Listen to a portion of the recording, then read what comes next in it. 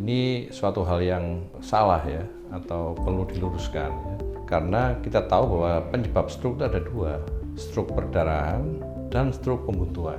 Memang betul, untuk stroke pembuntuan itu obatnya adalah segera diberi obat pengencer darah supaya mengalir lagi gitu, tidak buntu gitu ya.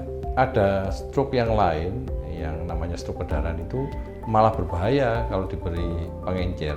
Kalau dikasih pengencer tambah berdarah dia. Sebagian besar stroke itu adalah pembuntuan ya, hampir 70%, 80% ya. Tapi hati-hati, ada yang gejalanya berupa stroke perdarahan. Ini kalau dikasih obat sembarangan, khususnya obat pengencer darah, malah menimbulkan hal yang kurang baik untuk pasien.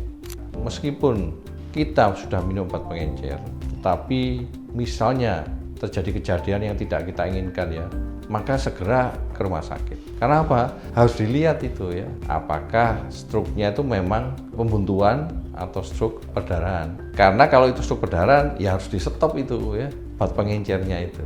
Kalau diteruskan obat pengencernya ya tambah berat. Tetapi kalau itu memang obat stroke pembuntuan, ya obat pengencernya mungkin perlu dievaluasi atau ditingkatkan dosisnya atau ditambah obatnya begitu.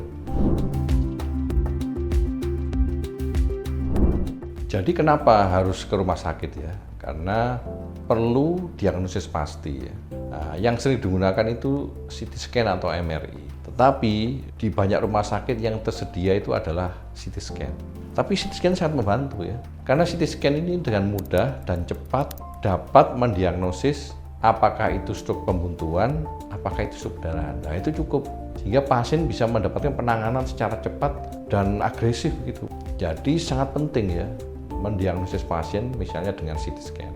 Selain CT scan ada MRI. MRI ini lebih canggih untuk menentukan penyebab dari stroke itu.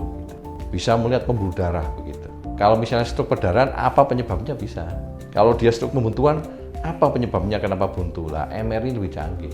Kekurangannya adalah MRI ini hanya ada di beberapa kota besar gitu ya, atau di rumah sakit besar itu. Bila kita menemukan atau mengetahui ada kerabat atau saudara atau tetangga yang terkena stroke, segera dibawa ke rumah sakit terdekat untuk mendiagnosis dengan pasti sehingga penanganannya lebih akurat dan lebih cepat dan tidak salah, sehingga tidak menambah keadaan pasien lebih buruk gitu.